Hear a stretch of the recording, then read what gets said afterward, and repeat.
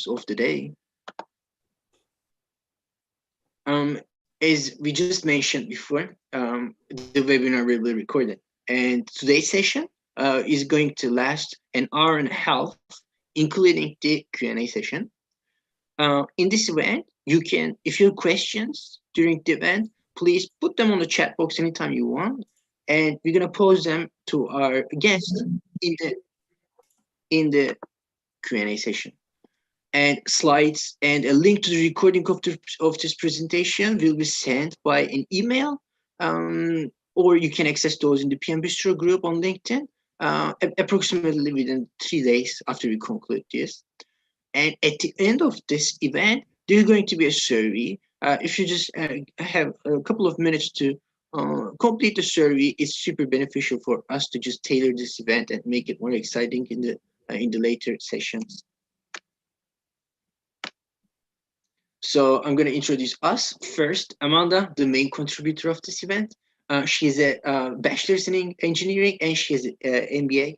She is a PMP and CSM with 10 years plus experience in different industries such as technology, airline and fintech and transportation.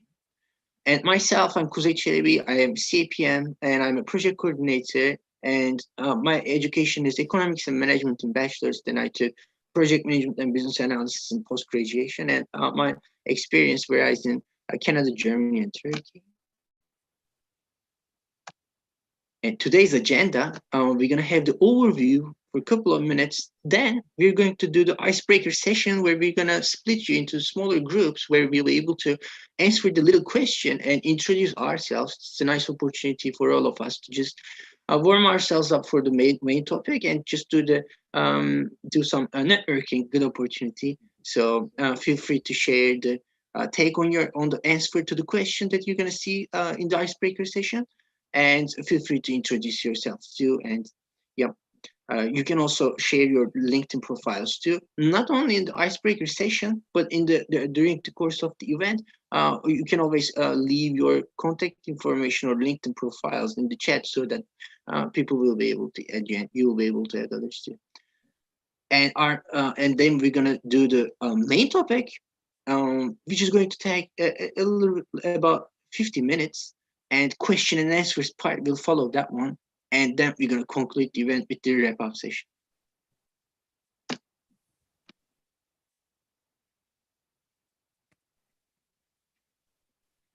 So we can start the icebreaker.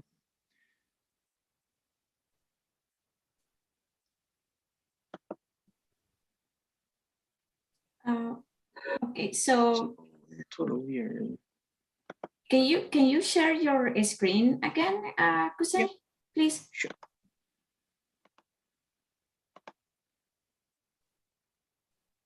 Okay, perfect. So as Kuzey mentioned, so we are gonna I'm going to split into different. How many people we are so far? 8 people so far. So maybe, yeah. I don't know, because we are a small group. So probably I'm going to split into 2 different rooms, and we can introduce ourselves, and maybe we can share our profession, the industry, where we are right now, and we can answer the proposed question, which is the in your current company, what kind of methodology you use? Is if it is agile, is it a waterfall approach, or is it a hybrid? And so that would be the proposed question. So let me split the group into smaller rooms. Give me a second.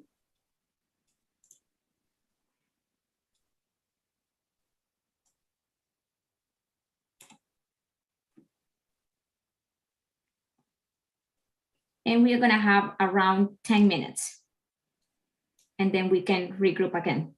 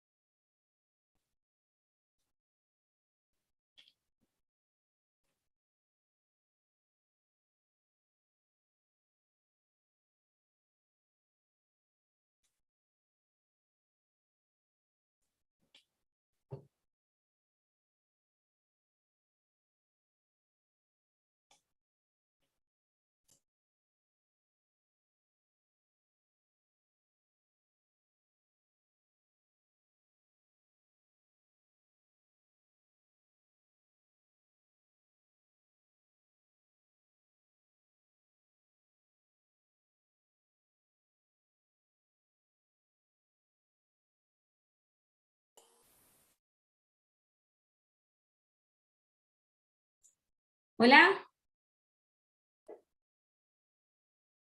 Hola Amanda, ¿cómo estás? Bien, bien, bien, bien, bien. Estamos estamos en los breakout rooms. ¿Querés que te asigne a un grupo?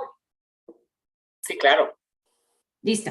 Entonces déjame y te muevo para el grupo, para el cuarto 2. Ok. Listo. Nos vemos. Listo. Gracias.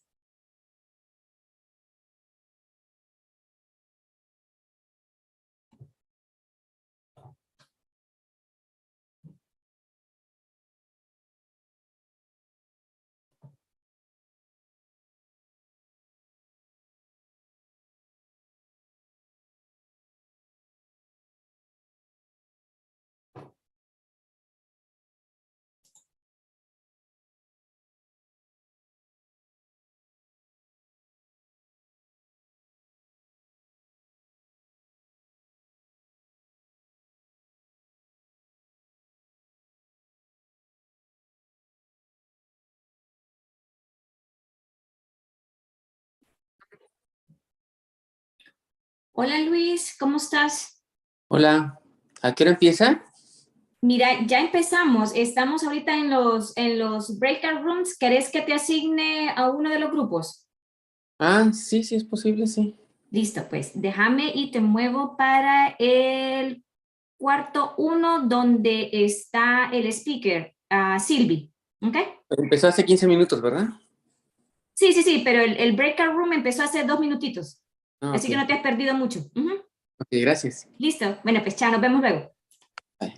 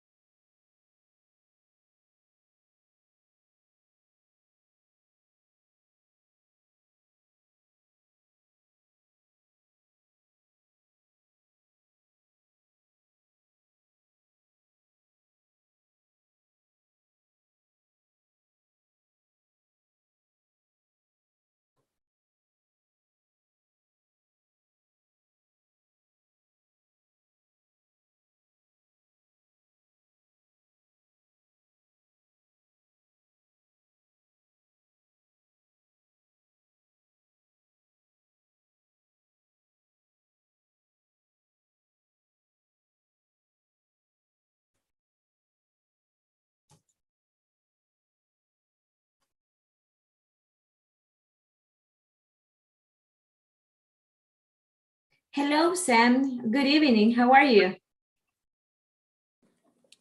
Yes, hello? Hi, hello, Sam. How are you? Yeah, I'm fine, thank you. Sam, Yeah. 5 minutes ago, we split into two different breakout rooms. Do you want Uh, me to add you to one of the rooms and be able to introduce yourself and get to know the other participants? yes, sure. Okay, Thank you so perfect. much. I'm sorry I was late a bit No because there was a worries. problem in the connection. No I'm so worries, sorry. no worries. You are on time. Okay. So let Thank you. me add you to room number 2, okay? Okay, Perfect. Thank you. thank you.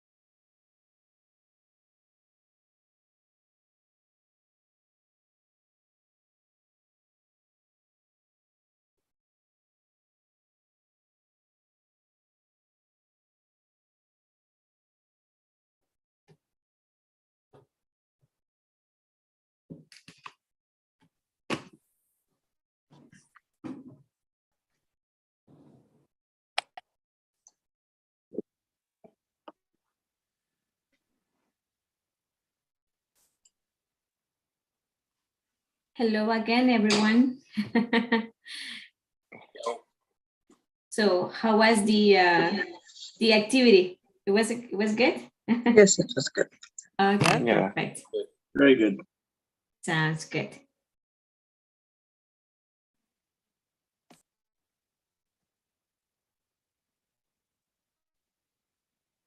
All right, so we can continue with the overview. And we're gonna find out what we have in a minute today. So as you all know from the heading, this session is about introducing the latest edition of the PMBOK. Most of us have already read it, but in this one, there are significant changes. So for everyone, I think it's very important to know what has been changed and what is expecting us in this one, especially if you're preparing for a PMP examination or CAPM examination. This is more crucial. So I think this is going to be a very insightful session. As I said, this is going to introduce the PMBOK Guides 7th edition. So in this edition, there are new principles based in ANSI standards for project management. This features a system for value delivery and benefits realization, together with 12 principles guiding the projects globally. And also, we're going to introduce 8 new project performance domains supported by models and methods and artifacts, and not to mention that the importance of focus placed on tailoring, because in the previous editions, as you may know, there was no tailoring too much. It was too high level. But this one, I think there is more emphasis on the tailorization of it. And also, we're going to touch on some points approaching to the certifications like PMP and CAPM as well. And we have a very, very nice guest today, Sylvie. She has been in project management field more than 25 years in several industries. And she worked at top 5 consulting firms before. She oversaw projects in IT, health, banking, government and security sectors, as well as risk management practices too. Then Sylvie owned her own consulting practice, and she assisted organizations, individuals establishing processes, strategies, and developing methodologies for them. And she was very instrumental in the development of methodologies for creation of PMOs, as well as evaluation, assessment, and review of projects as well. And Sylvie also worked on the establishment of a project maturity model for both practitioners and organizations. And now Sylvie is teaching in Durham College. She's a lecturer, she's a presenter, she's a blogger, like PMWord 60 and Project Bytes. And Sylvie's involvement with PMI is also long-standing, over 12 years, and she held roles like a board of director of a local chapter, and she led initiatives as well. So we have a pretty strong guest to explain us what has changed in this latest edition of the PMBOK. Gonna be, I think, very exciting. Thank you so much, Sylvie, for joining and contributing to PM Bistro, and all of you who are here now. Thank you so much for your contributions too. And we can go on.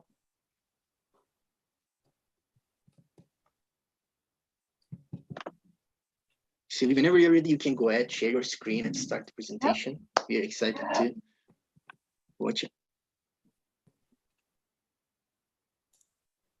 All right, can everybody see the screen? Yes, we can see it. All right, beautiful. Okay, well, thank you, everyone. So you will see there is a lot of stuff in the slides, and I do this on purpose. I do a lot of research when I put materials together, and I don't necessarily want people to have to redo the same thing over and over again. So I kind of put it in the slide, and that gives you something to kind of go over after. You will see I'm not going to spend like 20 minutes per slide. I'm just going to go through the slides and give you kind of an overview of what's happening with version 7. So I'm going to start out with a little bit of an evolution. It's always nice to know where this is coming from. An overview of the change. I like to compare things in numbers. So I think Lewis was our analyst. I love to analyze things and break it down to see how things make sense. So that's that. Then I'm gonna talk about the two main portions of the PMBOK. And the first one is actually called the standard for project management. And that's the one that has a definition of the value system, the 12 new principles. Well, I also talk about PMI standards plus. And then I'll look at what PMI calls PMBOK version 7, which is basically you're not going to find knowledge areas, inputs, outputs, and tools and techniques. That's not in here anymore. So what is in there are actually 8 new performance domains that sort of link up to the knowledge areas. And then methods, models, and artifacts are actually tools, and like what do we use to kind of do it all. The concept of tailoring is very important in version 7, and I'll talk about that too. And I'm going to talk about the changes and what you can expect with the PMP exam, and then we'll make some room for your questions. All right. So evolution-wise, I don't know if you noticed, I think I might have put it somewhere else, but the cover page had a stack of books before, and basically that stack of books is literally every version that was ever produced. I have them sitting in my closet behind me. I actually did a presentation at one of the PMI congresses in 2010, and I actually presented the evolution like step by step. So started out as articles being written in an engineering magazine in 1981, same thing in 1987. So it was journal based, so about 45 to 80 pages. The first two were. 1984 was when the first PMP exam was held, just to give you some kind of time frame. And then 1996 is when the first edition, what like we're referring to this new one as number 7. The first one was actually published in 1996. And then after that, you'll notice a pattern every 4 to 5 years, because it became an ANSI standard and an ISO standard. And then what needed to happen is it needed to be modified within a 4 to 5 year time frame. So 2000, then 2004, 2008, 2013, and then 2017 was actually version 6, which predecessed this one, that most people are still using for the PMP exam, as well as an add-on that was published at the same time for Agile and the Agile concept. And then we'll talk a little bit more as to all that stuff when we get to the PMP exam. But version 7, that's actually what it actually looks like. Tiny little thing. All right. And that's the one that we're going to be talking about tonight. And that was published in 2021. All right. So this is a sizable change. And I could have put it triple as large to make sure that people understand. If you were used to version 5 or version 6 of the PMBOK and you're expecting the knowledge area like scope, then what's the process, inputs, outputs, tools, and techniques? That's not there. You're not going to find it in here. It is still there, but it's not in the PMBOK per se. So what they've done is they've literally went up a notch. So what they've documented in this version 7 is sort of the umbrella principles, as well as performance domains, and then all the rest of the stuff that we're used to being in a version is actually on the website in something called PMI Standards Plus, and it sits below that. So it was really quite confusing, quite frustrating for a lot of people when we first saw it.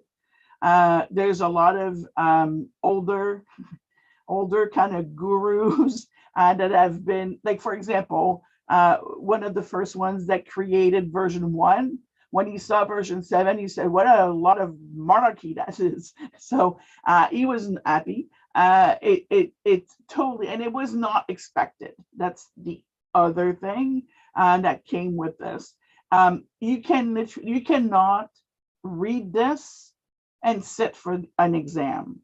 So that's kind of one of the points that I want to make sure. You're going to have to kind of pluck in a bunch of different places, but you do need to understand how this is shaped at the top that brings you and links all the stuff at the bottom. This is applicable to all projects all the time. So agile, not agile, hybrid, waterfall, whatever type of project you're doing, there's something that is applicable to these projects from that kind of first perspective. It should be relevant to all of the team members, from like sponsor down to whoever is like technically involved in this. There's a lot of information. There was not a lot of changes around things like the project environment, like portfolio and PMOs and programs and that sort of stuff wasn't really kind of changed that much. So you'll recognize some of the stuff from there. The concept of stakeholders, for example, they didn't change that. So there's some of those key core concepts that haven't changed. All right, here's what I was telling you. I like to do like a comparison in numbers. The thing that always kind of fascinated me was the page numbers. So we started out with 176. And then like the 6th edition, oh my Lord, 786 pages. The thing to remember with the 6th edition, and the reason I know this is because I asked, the team that was putting this version together, Stacy Stackpole and her team, was asked to change the font and change the spacing between the lines. So that kind of took what used to fit on one page, made it fit into 2 pages almost. So you get a lot of the growth from that. The other thing that came with version 6 was also the fact that they had a whole lot of appendices. Just the appendices about the evolution and who were contributors to each of the versions over time was taking something like 50 pages. So you need to kind of put it in context. But that said, though, if you look at this new version, we're down to 274. So there are certain things that are not there anymore. So we're literally shifting from a process-based document, so with the inputs and the outputs and the techniques, to a principle-based document. And that's what they've done, with the addition of the PMI standards, which becomes really key, especially if you're going to be studying for the exam. Okay, so the first thing that I want, oh, here's the stack. I knew I put it back so that you can see it. Here's the stacks with the 2 like little articles, and then how it grew over time. The thing that really shocked me was that the transition was very like a cutoff. So for someone like me who's been looking at versions of the PMBOK since the beginning, I was shocked because I would have expected a lesser break. So or something that would have linked things more, and something that would have been communicated better. And there was a lot of talk, not a lot of talk about, it was a big secret. And then when it came out, people were like, whoa, wait a second, where have things gone? And that could have been done a little bit better.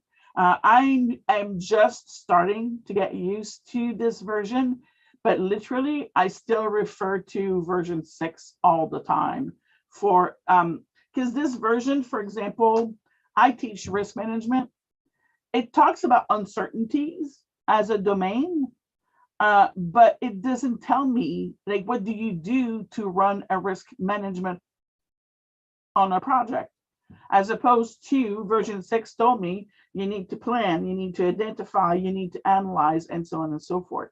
So for people who are maybe starting and not knowing about, like, what do we do, you don't get them started too much with version 7. That'll give them the principles. So what should we be thinking of, or what should be aiming for when we're doing this, but not necessarily give them a lot of details around it. So that meant that what we used to do before, when we migrated from one version to the other, wasn't going to work anymore. So how I used to look at, so version 6 coming out, okay, here's version 6, here's all of the different knowledge areas, and here's all the different processes, input, outputs, and I would line them up, right, with version 5 and see what the differences were. With this, you can't do that. All of this knowledge area stuff is gone, which was the bulk of the previous PMBOK. So now you're left with things that are new, or things that are kind of basic. So, you know, like the role and the role of the PM, the role of the sponsor, the environment of the project. These things kind of stayed on.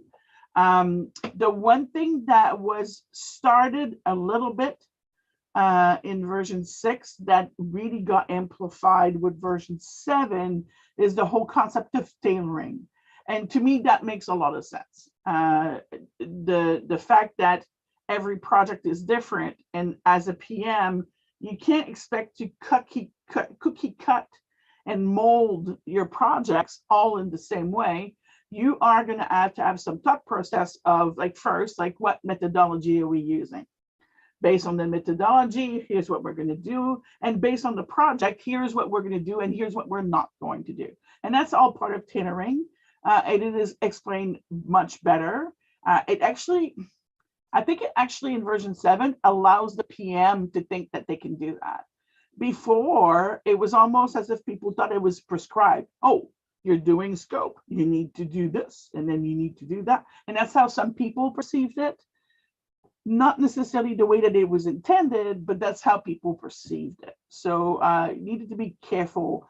The PMBOK has always been a standard, so a guideline and not a prescriptive methodology, but some people were sort of using it that way, or had created models where they were using it in that fashion, okay? The other thing that's new that wasn't there before is the whole concept of value delivery, and PMI has been talking about this for quite some time. There is a cut and a breakdown from a PM delivering a project to when we're actually can figure out, did we deliver the value that was intended? And that's based on a lot of the financial calculation that we use to talk about value, like return on investment, and all this stuff takes like 3 to 4 years to calculate and to kind of get good assessments on. And the problem is, after 3 or 4 years of a project being live, the PM isn't there in a lot of cases. And that creates this disconnect. And who in the organization is supposed to look after this? And in this version 7, they do talk all about this. And now, how do we kind of make sure during the project that we're still looking at the goals and we're still looking at kind of all that kind of stuff going on?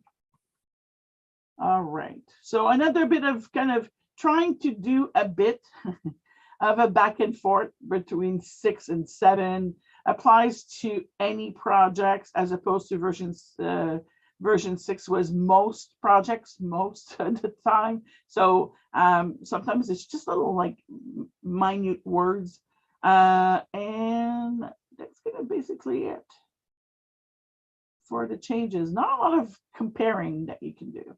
So what I want us to do, so some of the things that we like, that I like, I say we, but that I like, is the fact that the tailoring is amplified. This is more based on competency, and that's where PMI is sort of going with this. What should we aim at being knowledgeable on, as opposed to being able to do like process oriented? Thankfully, they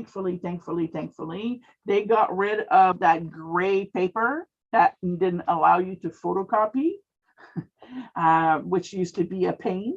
And they have some graphics that are in color in here, but not too much. An updated glossary, a good index. It is much easier to read, but there's not a lot to read. You'll find the big thing with this, you're going to have to kind of pick it up.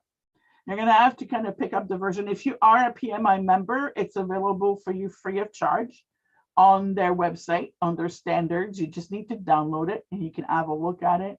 I'm a physical kind of gal. I need to, when a new copy comes out, I dissect it and I paper trim it and highlight it. The year that I wrote my PMP exam, the thing turned brown because I used all kinds of highlighters over one another. And at the end, I had to just throw that copy out. It was so bad. The stuff that I personally didn't like, the continuity is not there. So if you were what you were used to, you're not going to find in this one. That communication, truthfully, was just, it's nice that they wanted to keep it a secret, but it was a shock for a lot of people. And there was a lot of things that changed at the same time. You'll probably remember when it changed. It literally, they rebranded the website. These orange and aqua and purpley colors all came out at the same time. It was right after a global congress, and literally like everything changed. They even, and I'll talk about that later, they even got rid of their registered education provider model and created a new training model. So everything got switched. So it was very kind of a bit superficial in terms of the data. You'll see they give you something and then you have to kind of go and research it yourself. And sometimes you read it and it sounds a little bit preachy, as if they're lecturing you. You shall endeavor. Yeah, so, and there's not a lot of how, but there's a lot of lists. You'll see when you pick it up, lots and lots and lots and lots and lots of lists. All right, so the first part, the 12 principles. It starts out with figuring out what is it as a PM in terms of value we need to deliver. So how do we create value? How do we put a system in place that allows us to deliver value? And then the function that we have associated with the project, i.e. like a PM, a sponsor, all this sort of stuff. What environment is best? And then product management consideration. And again, now a project is a product. And that comes a little bit from the agile side, where like over the life cycle, you're going to deliver at intervals or on whatever sequence, different parts of a project, which is becoming more of a product base. So those principles are kind of foundational to how do we run and how do we literally guide our project through to delivery. And it's in alignment with the code of conduct and ethics. I would not be surprised if within a year or so, you see that they're going to be revamping or remodeling the code of ethics as well. It's been since 1997, I think, the last time that was done. So it's quite a bit. No, actually after that, 2002, 2000, yeah, probably 2004 or 2005, that the code of conduct is and ethics has been done.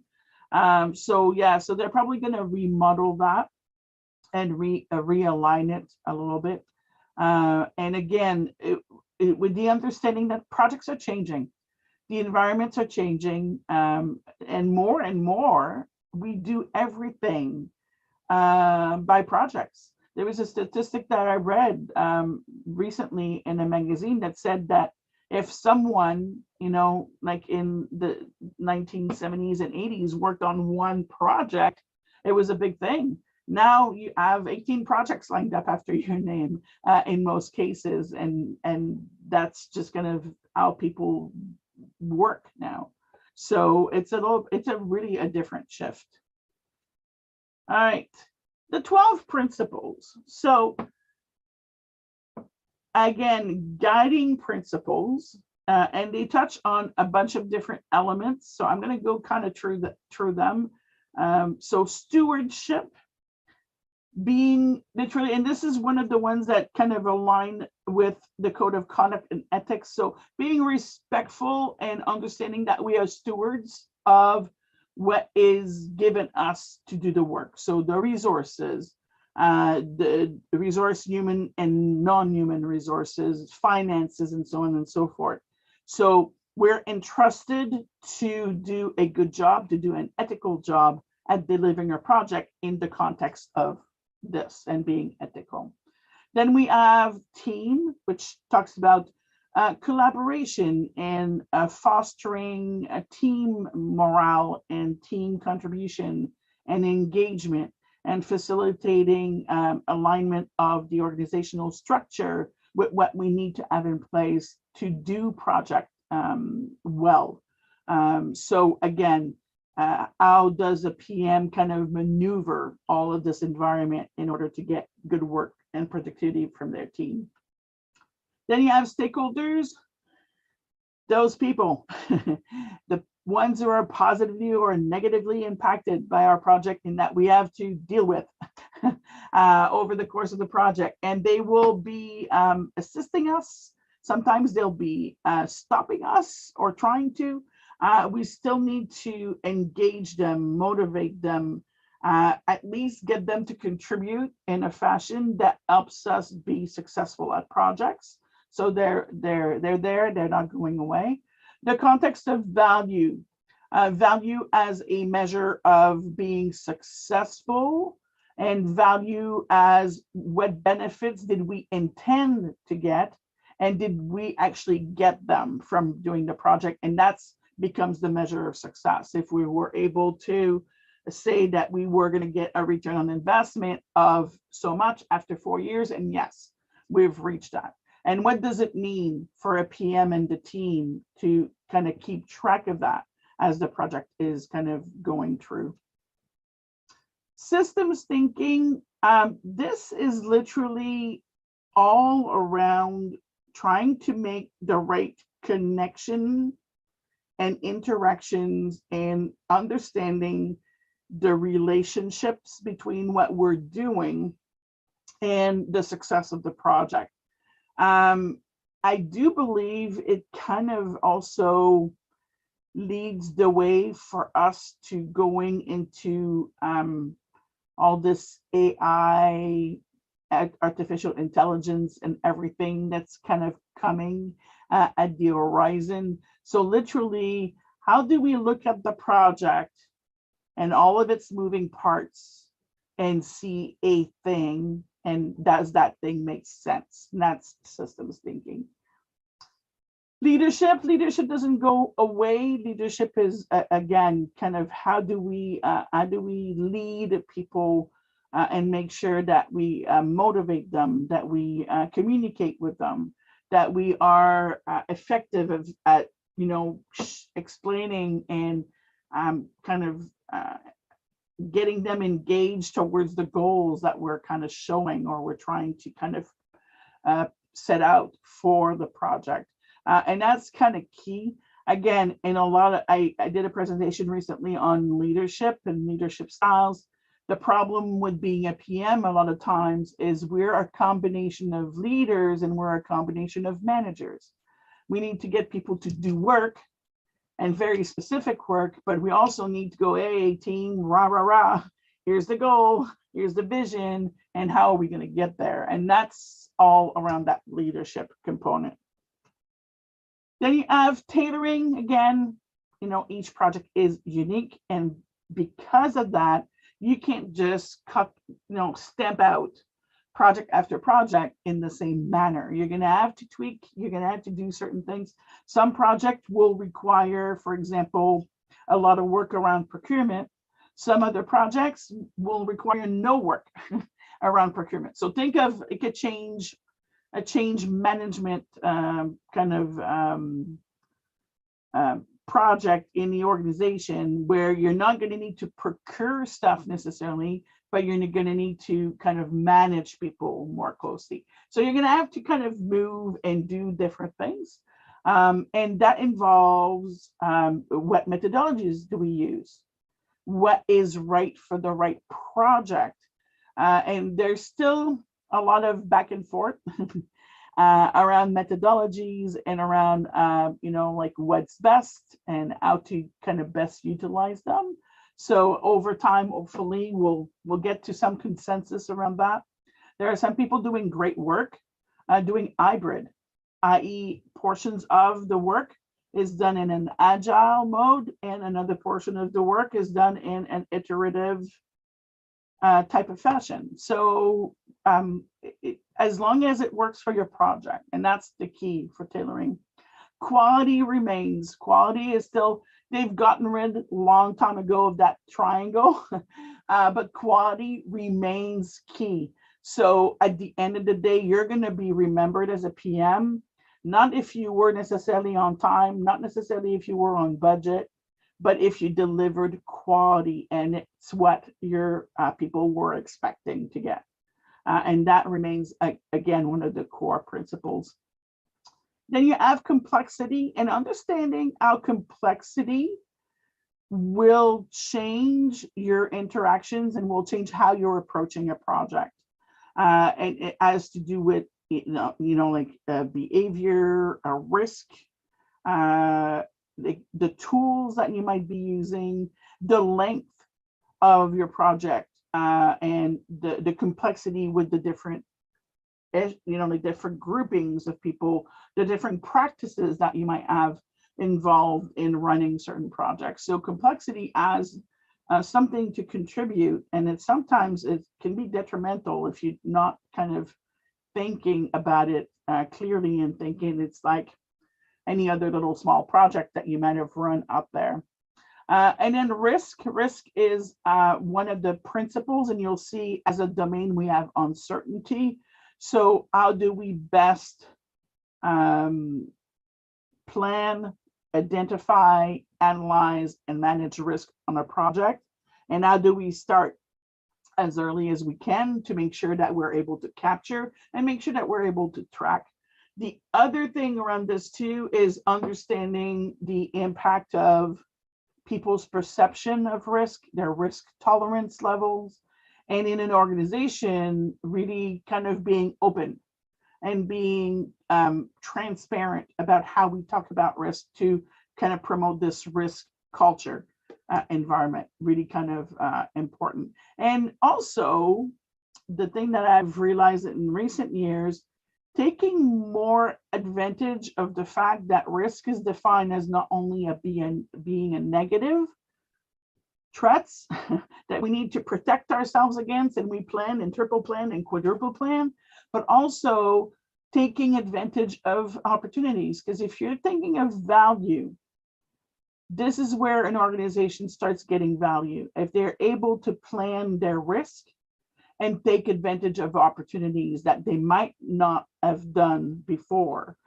because they weren't looking at it that way.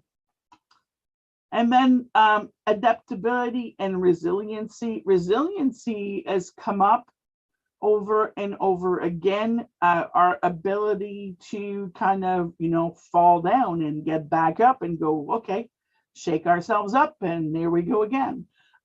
So resiliency, adaptability, we've seen this really materialize itself in the last 2 years with COVID.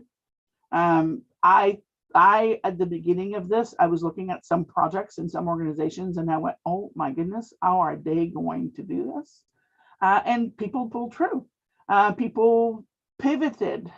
My least favorite term of the COVID era, the word pivot. I actually have shivers when I hear it and somebody says it, but it's what actually happens is when you're resilient and you're able to kind of pick yourself up and to go, okay, so now how do we look at it? How do we adapt? How do we change? How do we, like adjust? And the tailoring fits also right into this. And the last one is literally change. For a number of years now, PMI has been trying to include, and we're not talking about change control, i.e. controlling the number of change requests that you're getting. We're talking about change. And I like to say to people, the change when it comes to project is literally when you walk in a room as a PM, across your forehead is something's about to change, right? You are bringing change to that organization as a PM. We as PM need to be more prepared, more understanding of how people react to change. Some of the change models, so ATCAR and some of these models that are out there, and literally in terms like how do we, through our project, enable change and get our stakeholders on board with change. So where did the knowledge areas, the inputs and the outputs and the tools and techniques and all that kind of stuff go? So that was one of the first things I started when I started looking at this. Okay, where did it go? Like, how do I reference something and how do I look for this and how do I look for that? So on the PMI website, pmi.org, or you can get right to it by doing standardsplus.pmi.org. There is a section, and I'm just going to switch to the next page here. This is what it looks like. So when you're going into the PMI website and you look at standards and publication, you'll have right in the little corner here, you'll have access standards, PMI standards plus. And literally underneath that, it gives you, you can search by approach, you can search by industry, you can search by format, you can search by the PMBOK guide version 6, any of the other practice guides. So this becomes, if you're studying for the PMP exam, this becomes where you go to study. The book isn't the book to study from anymore. Not that it was, okay? And PMI was the first one to say that literally the exam is not just about the PMBOK. The exam is about your knowledge and your understanding of the concept related around things that were in the PMBOK. So for example, motivational theories, right? So Maslow's, all these guys, in the PMBOK, it would say motivational theory. It would give you maybe a couple of examples, but in order to clearly understand, you had to go and dig further. And this is as true as it was now. You're going to need to understand what the domains are about, what the principles are about, but all of the nitty gritty is based on your knowledge that goes deeper than that. All right, so go and become familiar with this, because that's kind of the place. And they have tons and tons of articles in there and here, case studies, templates, little video clips, and all this kind of stuff that you can kind of go and draw from. Okay, the next section, which is technically this first section that we looked at with the 12 principles, that's what is referred as the standards.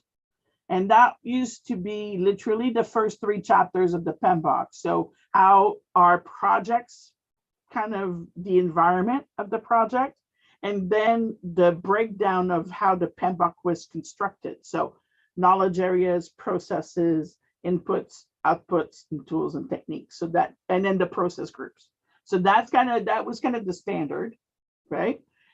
And the PMBOK was all of the stuff underneath that was explained in each of the sections. So now what they've done is they've given you the 12 principles, which is even a higher level. And then they've documented these domains. So a group of related activities that are critical. So these are literally sort of like reorganizing the knowledge areas, sort of. Okay, you'll see they're not totally lined up, but that's what they've done. So you end up with these 8 performance domain. So project work, team performance, then you have development and approach and life cycle, then measurement, delivery, stakeholder, uncertainty, which has risk in here, and then planning. All right. So each of these are defined in each of these slides here. In the book itself, you'll see they'll give you a little bit more information, but not much more than what I'm giving you here. So that's where you will need to go and look for different other things related to planning, because obviously this doesn't really give you kind of a whole lot of information. Same thing for the project work. So what are the processes? What are the physical resources that we're going to need? What do we need to do the work and deliver on the project? Then you have the performance of the team. So that has to do with like fostering the right environment, team building, developing the team, all this kind of stuff. And then development, approach, and life cycle. That's where you are looking at basically what life cycle approach you're going to have. So including methodologies, so agile, waterfall, whatever that you're using to deliver the project. And then looking at how does that impact the rest of this wheels as you're going along. Measurement. So again, how do we measure performance, delivery? And here you would find things like earned value, for example. You would find things like quality control measurements, all this kind of stuff on how we're measuring what we're delivering in function of what we said we were going to do.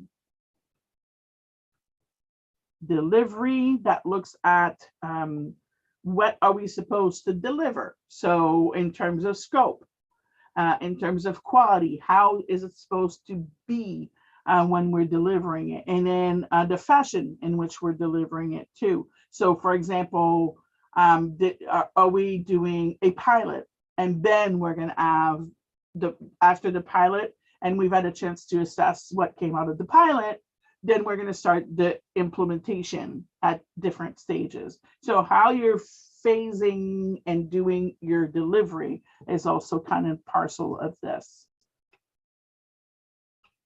And then you have your stakeholders, again, who are they? So, you know, analysis of them, their definition. Most of you would probably be aware of the Johari windows, where you're trying to look at power and influence and all that kind of stuff. That comes in here too. And then trying to see in terms of engagement, where are they now and where do we want or do we need them to be in terms of engagement? And how can we kind of move them in that direction? Can we move them in that direction? All about engagement of your stakeholders. Uncertainty is kind of an easy one. It's like, okay, so what are we not sure about? And to what degree are we not sure? And again, if you remember the concept of progressive elaboration on projects, earlier on in a project, the more uncertainty, because we haven't started really the true planning. So as we go, uncertainty should drop. And therefore we should become more prepared or more apt at dealing with it as we're going along. Not always the case. The thing though that is kind of pushed a little bit more in terms of this and the concept of risk is again that opportunity factor. Not a lot of people are looking at risk with an opportunity lens. And again, tied into delivering more value, that's really important. And then attached to all of this is the concept of tailoring. And in version 6, at the end of each chapter, or each of the knowledge areas, they add a little bit of a blurb, or was it at the beginning? I think it was at the beginning or the end of each of your knowledge areas. You add a little blurb as to what could you tailor in this section. So, and it was very rigid. With this one here, it's telling you, you can basically tailor anything and everything as long as it fits your project and what you're trying to do. Starting with how are you going to approach? Like, what's your approach? What's your methodology? So adaptive, hybrid, predictive, and then the governance model, right? Like, do we have a PMO? Do we not have a PMO? Like, how do we look at it? And then considering the aspects of, for example, we don't have to deal with procurement. We don't need to have a procurement plan, and we don't need to have, anything that deals with contracts. So we can take that out. Looking at where we can trim for stuff that we're not necessarily using or doing. And then the last part is looking at improvements. So and documenting. So now that we've done this trimming and this patching up for this project, and this project looks like this, if we document it, then if we get a next one that's similar to this, we're not going to start with the whole set anymore. We're going to start with, what did we tailor the last time around? So you're saving time because you're looking at the tailored portion and not what the initial big lump of it is.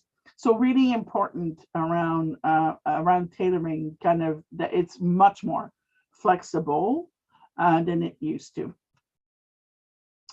Underneath all of that are model, methods, and artifacts. So examples are that. So models and theories that you would use, like in Maslow, theory of needs. So that's in there. The Tuckman model for group work.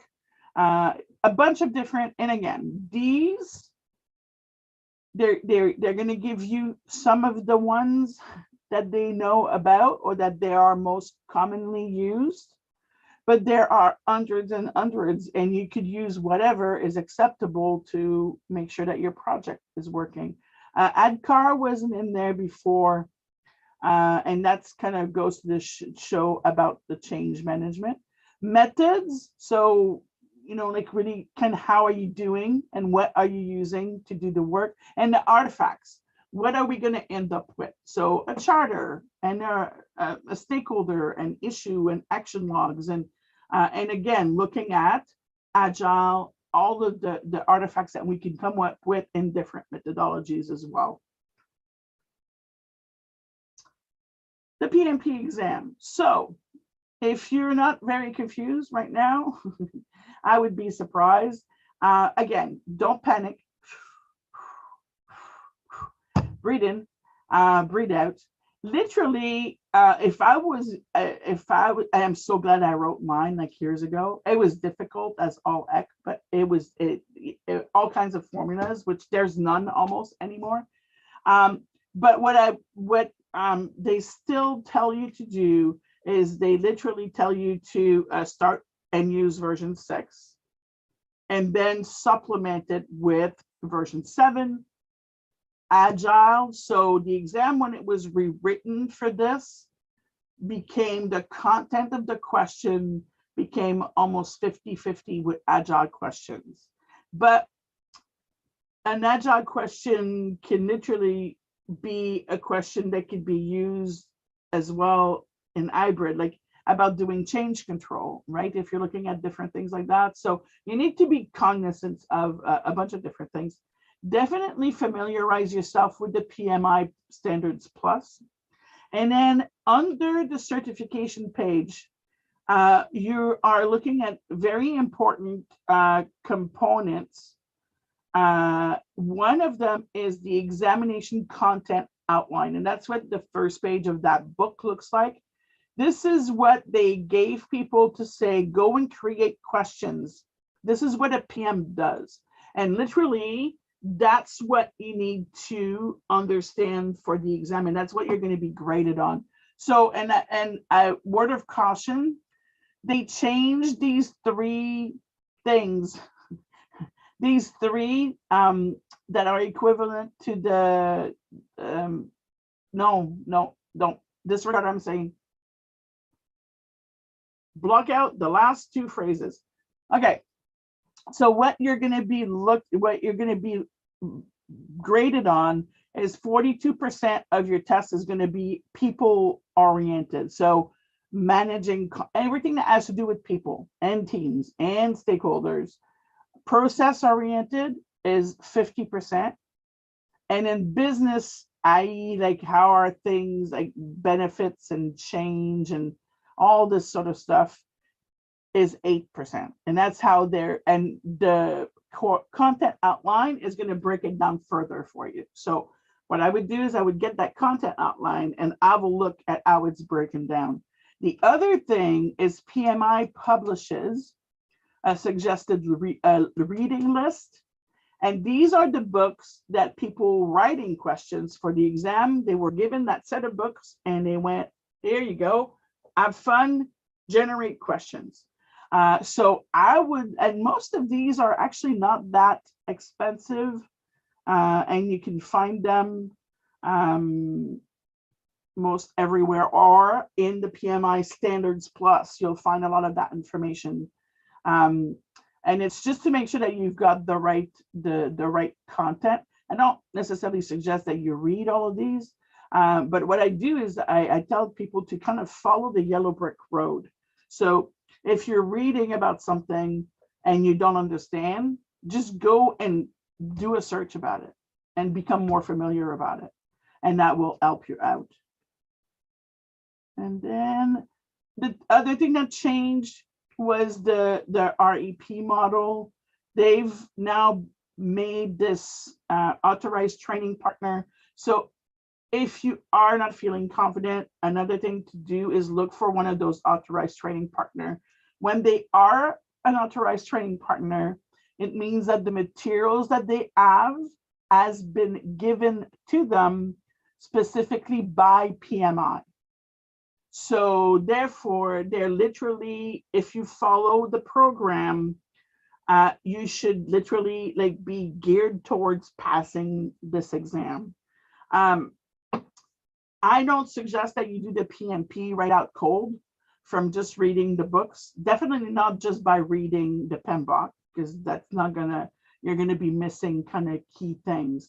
So you need to add that perspective of like the whole thing, and an ATP might be it for you. A lot of the chapters have connections to ATPs or are ATPs themselves.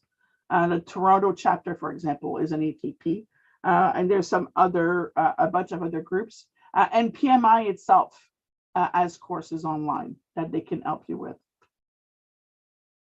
So at the end of the day, you're going to need to kind of understand how this has changed. So the principles are kind of the umbrella.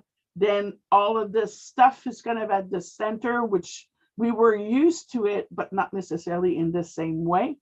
And then we have to still deal with understanding our environment, the value delivery, and then tailoring becomes really important. And all of that information now is stored online under PMI Standards Plus. So that's kind of where some of the big changes come about.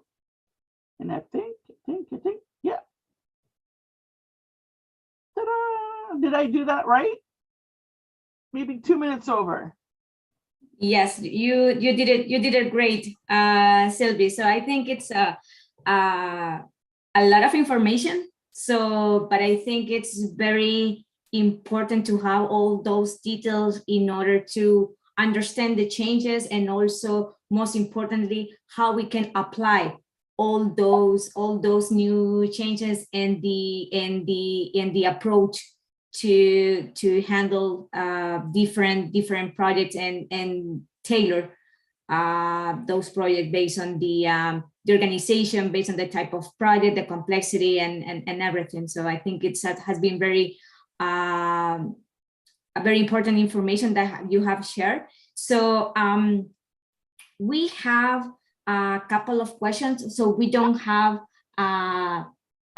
too much time, but however, I think one of the combine the different pieces of the different questions. So I can summarize one, and this is more focused on people that already are PMP and they are familiar with the previous version. How do you kind of summarize 2 or 3 points how these old version users can approach the new version of the PMBOK in order to get most out of it, right? So to apply all the knowledge. Yeah, so basically, you know what? You're actually in a good position. You're going to be frustrated a little bit because how you need to think of this version is literally principles. What is guiding us? And once you figure that out, the rest of the stuff remains the same, right? So it's just figuring out that those principles and then how to line up those domains with those knowledge areas.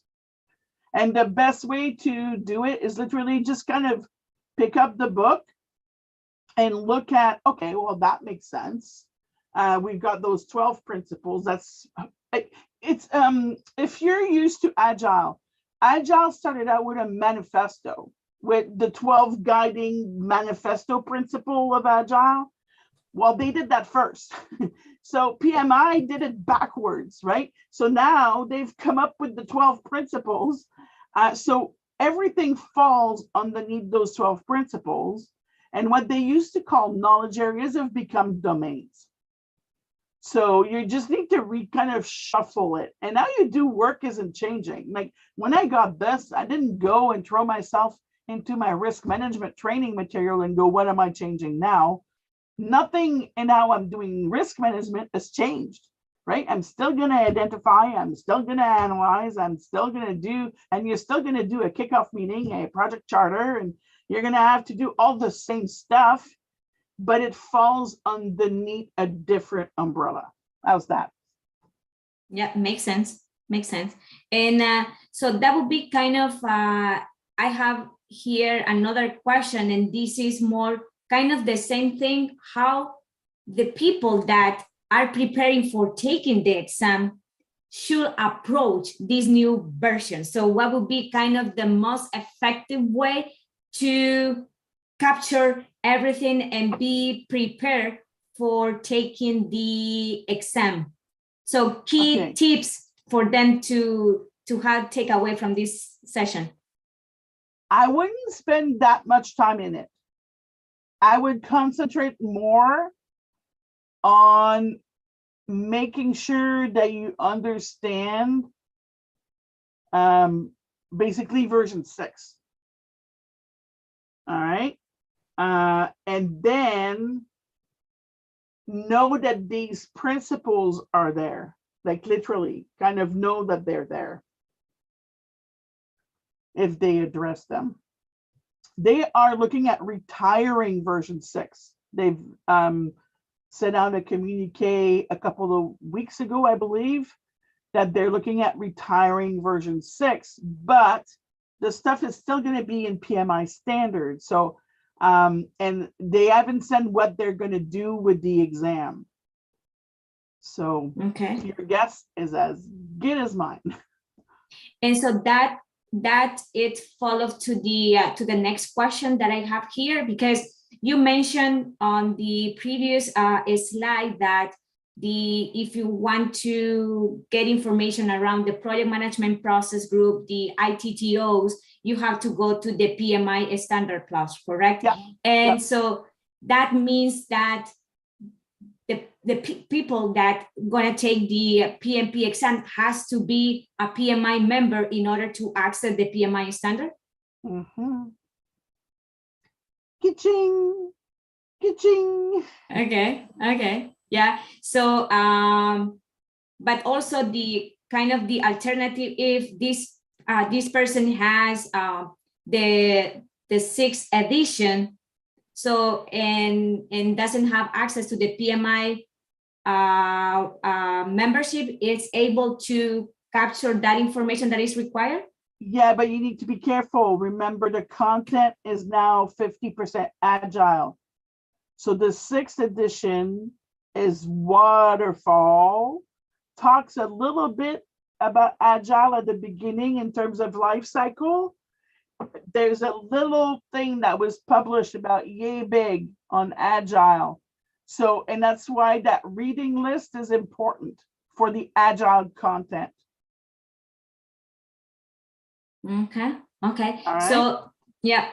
So So you would, if you were preparing right now, you would do the version 6, right? You would do some of these books on that reading list for agile content, right? And you would do version 7 just to understand how it's at the top. Okay. So here is another question related to that, is that based on that, we are saying that the new version doesn't have a deep, they are not going to very deeply into the agile methodology. No. They don't go deeply into anything. Yeah. Okay. Agile or not agile. Yeah. Okay. Maybe can I just jump in here before we move on to another question? So, for support materials, can we access them on PMI's site in the part where it was PMI standards? I guess You it need was. to be a member. You need to log in. Sure, like just assume that I, for example, to get the examination, I You become don't need to be a member to write the exam. Exactly, yeah. I'm already a member. I need the material now. Am I going to be able to reach those materials If from you're there? a member, yes. That's But if good. you're not a member, right, you need to have full access to access them. Mm-hmm. And I think also for taking the exam, does it it's required to be the member, right? Be a No. member. No, No. there's Yeah. a different price point, right? Okay. So if you're not a member, they're going to charge you, I think it's $155 more, right? Mm, But then if mhm. you're not a member, everything will cost you more. So when you renew your certification, when you attend meetings, when you do everything, then it costs you more. And then you don't have access. For example, you wouldn't be able to download this version 7 standard. It wouldn't be free to you if you're not a member. Mhm. Then But that's if an you're a member, you Or- can download any of the standards in actually 13 different languages. Yeah. Then yeah, it's a good point to consider whether to become a member or not. Thank you for your answer. Well, if you think about it, it'll cost you $120 to be a member, and it'll cost you $150 more if you're not a member to write the exam.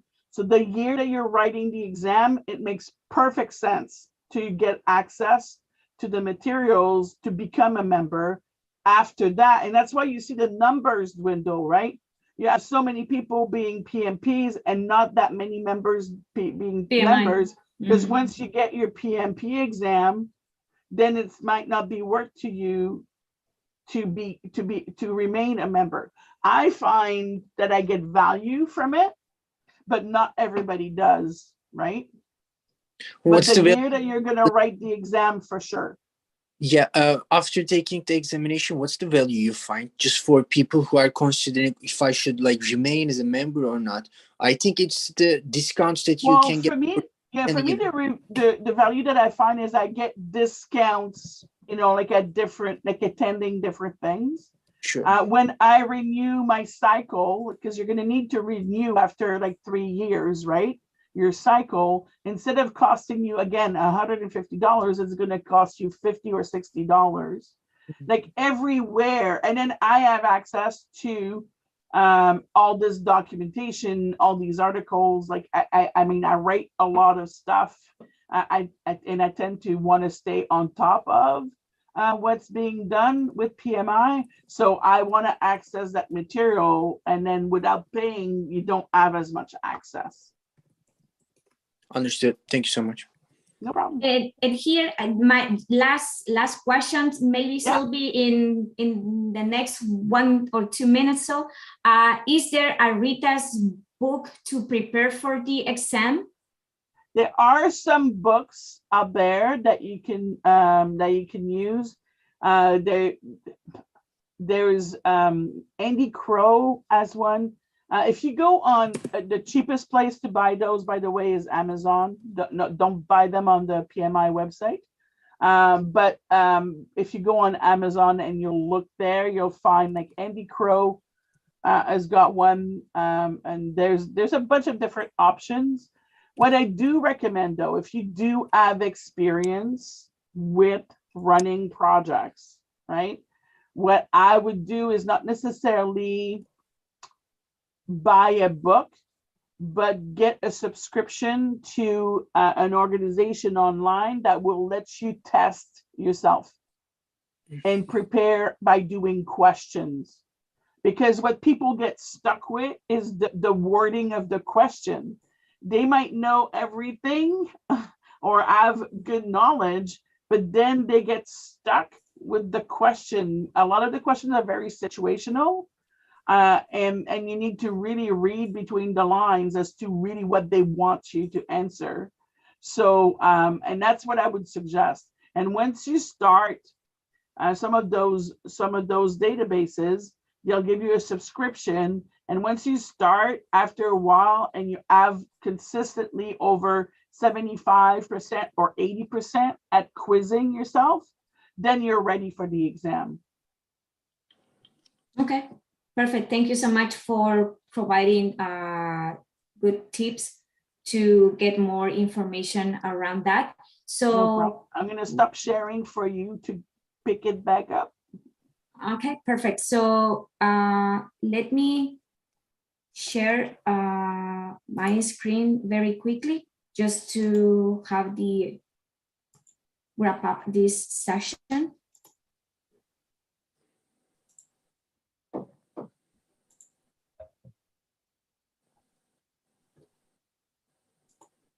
And I pass it over to you, Kuse. Perfect. Thank you very much. So all of you, thank you so much for attending this event, and Sylvie, big thanks to you. I think it was a very full of insights, very helpful session for all of us who are thinking about getting a PMP exam, or for everyone who already have their certificates. This guide is whoever working as a project management practitioner.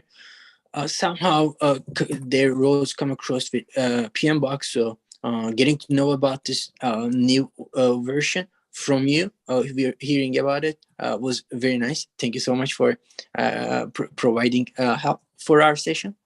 And yeah, lastly, thank you again for everyone for joining this. So as Amanda shared in the chat, there's the survey. We would be super happy if you're able to just fill that out and leave your comment. So this will help us. This will even help Sylvie for her newer and next presentations in the future. So if you have the time, please just give a couple of minutes to finish that. And follow our YouTube channel, and follow us on LinkedIn.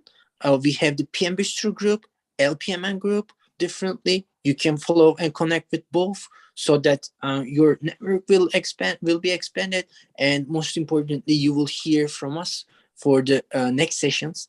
That would be appreciated as well. Thank you again, everyone, for joining us, and see you in the next chapters. Thank you very much, Sylvie, for your collaboration with the LPMN. So we appreciate, thank you very much for put this information together and be able to participate in this webinar. It was very interesting. Thank you very much. Thank you. And thank you very much, everyone. So please don't forget to fill out the survey and join to our PM Bistro group. And see Thank you. next time. Thank you. Thank you very much. Thank you. Bye. Bye now.